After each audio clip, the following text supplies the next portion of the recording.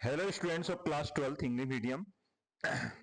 जैसा कि हम इस टॉपिक में इस लास्ट पार्ट में हमने डिस्कस किए थे पीएन जंक्शन डायोड का फॉर्मेशन, और अगर कहें तो पीएन जंक्शन क्या बोल रहे थे हम, पीएन जंक्शन फॉर्मेशन या पीएन जंक्शन डायोड फॉर्मेशन की बात कह सकते हैं। लेकिन अब हम इसमें क्या देखने वाले हैं कि भाई सेमीकंडक्टर डायोड क्या है या पीएन जंक्शन डायोड क्या है। तो ये डिवाइस होती है an unidirectional device. What is PN junction diode?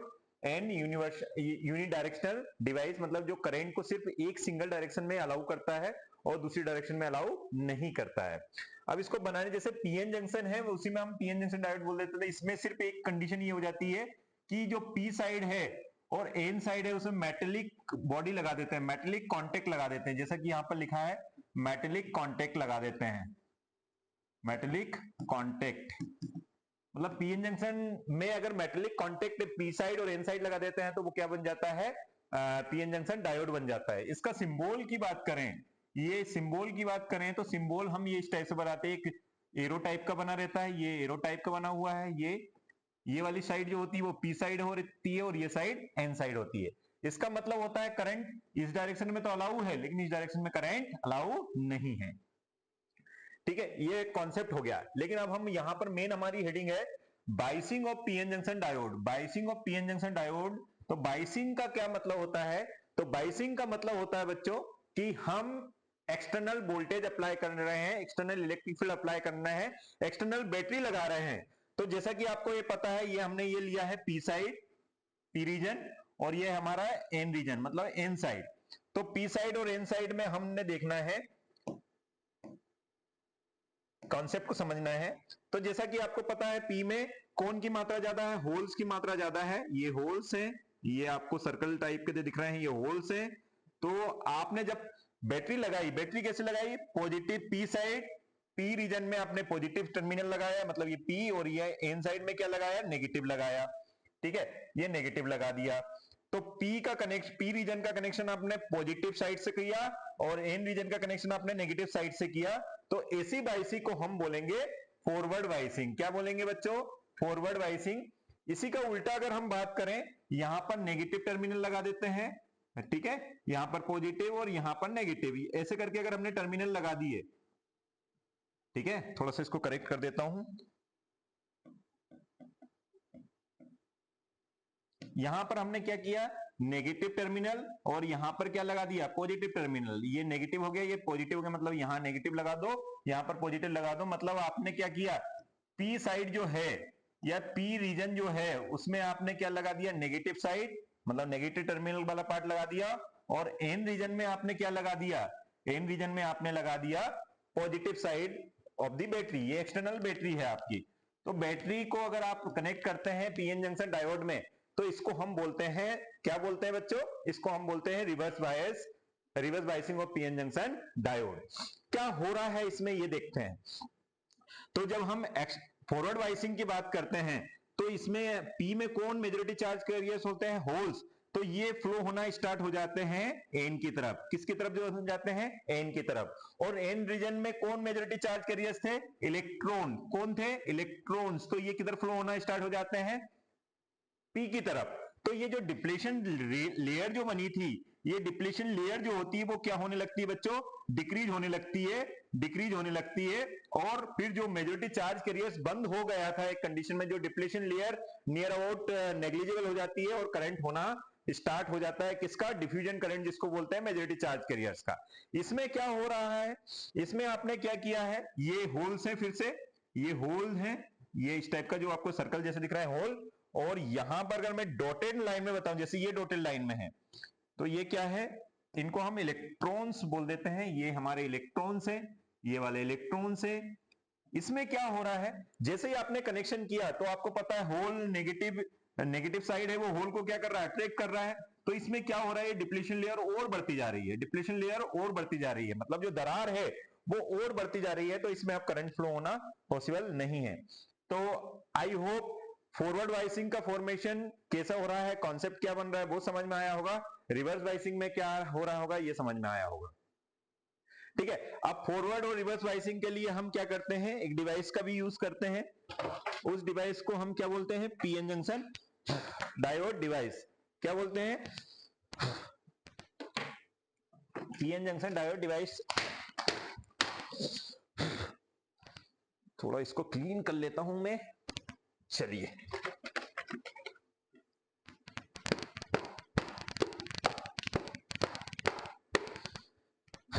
जैसा कि आप ये एक डिवाइस देख रहे हैं और ये ही डिवाइस है हमारी semiconductor PN junction diode characteristic apparatus. इसी में हम दो चीजों का यूज करते हैं, एक वोल्ट मीटर और एक एमीटर।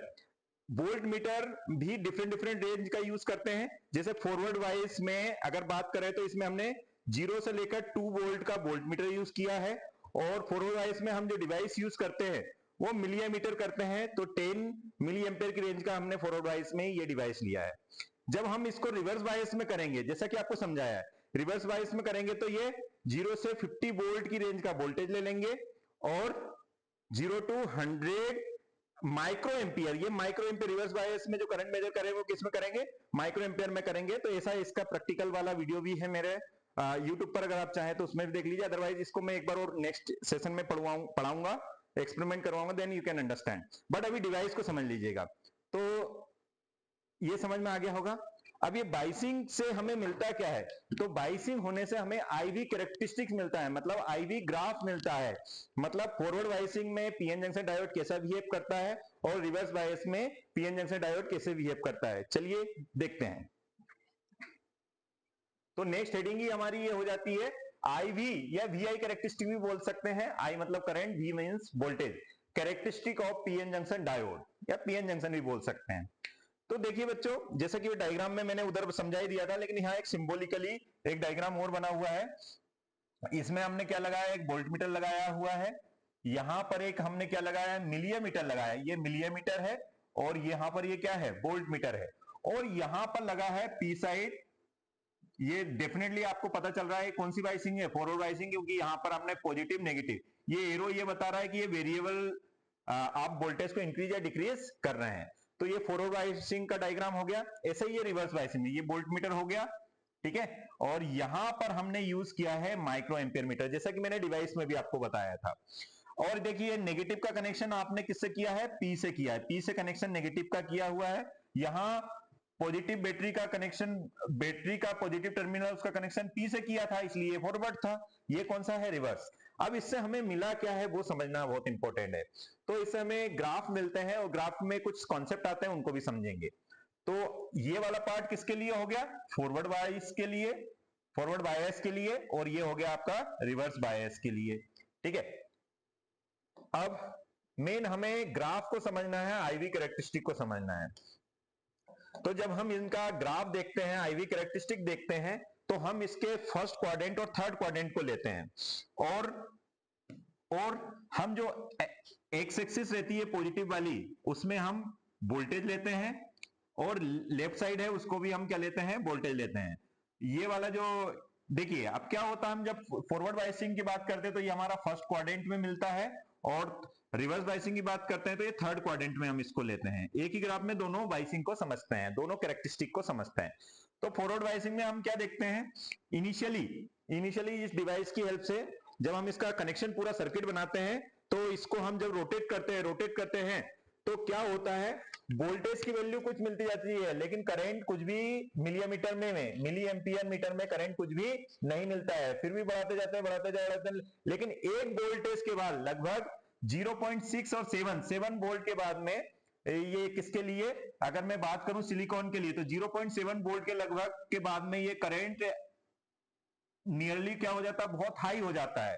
और ऐसे ही करंट को हम बोलेंगे फॉरवर्ड करंट। क्या बोलेंगे, फॉरवर्ड करंट। और जिस वोल्टेज पर ये करंट मैक्सिमम मिल जाता है, वो मिनिमम वोल्टेज को ही हम बोलते हैं नी वोल्टेज। जैसा कि मैंने डेफिनेशन लिखी है, the minimum forward bias voltage at which a diode begins to conduct, diode begins to conduct heavily and current start increasing rapidly. For silicon this knee voltage is near about 0.7 volt, and for germanium this is near about 0.3 volt.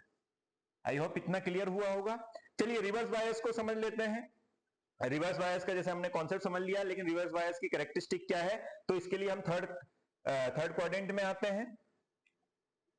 इसमें क्या कर रहे हैं हम, वही reverse bias में, अब इसका जैसे कनेक्शन रिवर्स बायस का कर देंगे तो फिर से हम इसमें, लेकिन ये रिवर्स बायस के जैसे ये दिख रहा है, तो इसमें हम देखते जाते हैं, फिर भी हमें वोल्टेज हम बढ़ाते जा रहे हैं, बढ़ाते जा रहे हैं, बढ़ाते जा रहे हैं, और वोल्टेज हाई लेवल में बढ़ता जा रहा है, लेकिन हमें करंट नहीं मिला है।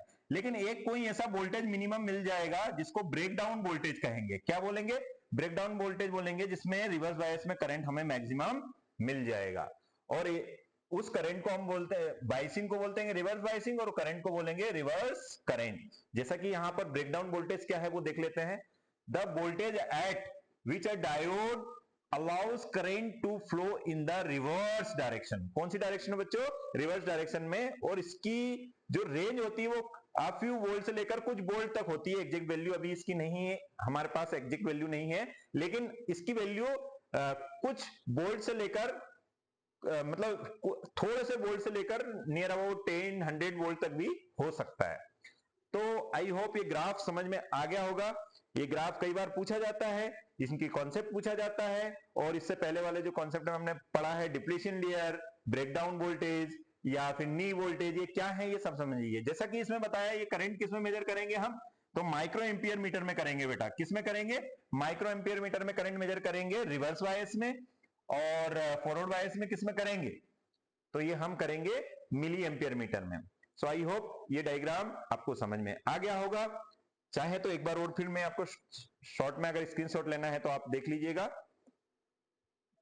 ये सेमीकंडक्टर डायोड क्या होता है, उसका सिंबल कैसे होता है, इनकी बाइसिंग कैसी की जाती है, बाइसिंग होता क्या है वो समझ लिया हमने। और बाइसिंग करने के बाद में जब हम उनका एक्सपेरिमेंटली ग्राफ देखते हैं तो हमें क्या क्या मिलता है। एक फॉरवर्ड बाइसिंग में ग्राफ मिलता है और एक रिवर्स बाइसिंग में। और ग्राफ किस किस के बीच में होता है? तो करंट और वोल्टेज के बीच में होता है।